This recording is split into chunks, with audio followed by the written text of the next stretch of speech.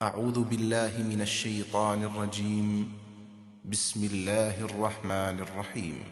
كان الناس أمة واحدة فبعث الله النبيين مبشرين ومنذرين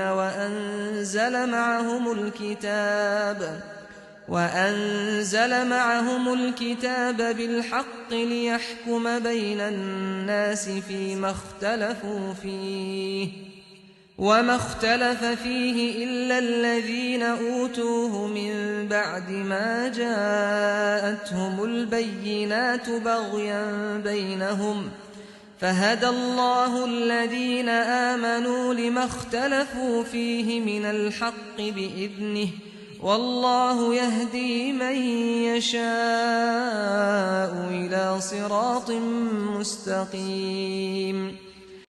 اپنی منافقت کے لیے یہ اختلافات کو بہانہ بناتے ہیں۔ انہیں معلوم ہونا چاہیے کہ لوگ ایک ہی امت تھے، پھر ان میں اختلاف پیدا ہوا تو اللہ نے نبی بھیجے بشارت دیتے اور انذار کرتے ہوئے، اور ان کے ساتھ قول فیصل کی صورت میں اپنی کتاب نازل کی تاکہ لوگوں کے درمیان وہ ان کے اختلافات کا فیصلہ کر دے۔ یہ جن کو دی گئی، اس میں اختلاف بھی انہی لوگوں نے کیا نہایت واضح دلائل کے ان کے سامنے آ جانے کے بعد، محض آپس کے ضدم زدہ کی وجہ سے۔ پھر یہ جو قرآن کے ماننے والے ہیں، اللہ نے اپنی توفیق سے اس حق کے بارے میں ان کی رہنمائی کی جس میں یہ اختلاف کر رہے تھے، اور اللہ جس کو چاہتا ہے اپنے قانون کے مطابق سیدھی راہ کی ہدایت عطا فرماتا ہے۔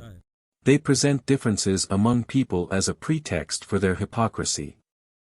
They should know that mankind was just a single community.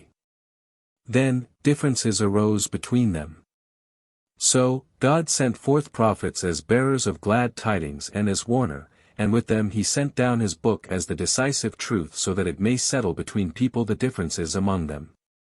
Only they differed in it to whom it was given, after very clear signs had come to them because of malice for one another. Then these who believed, in the Quran, God guided them by his grace about the truth in which they were differing, and God guides whomsoever he intends, according to his law, to the straight path.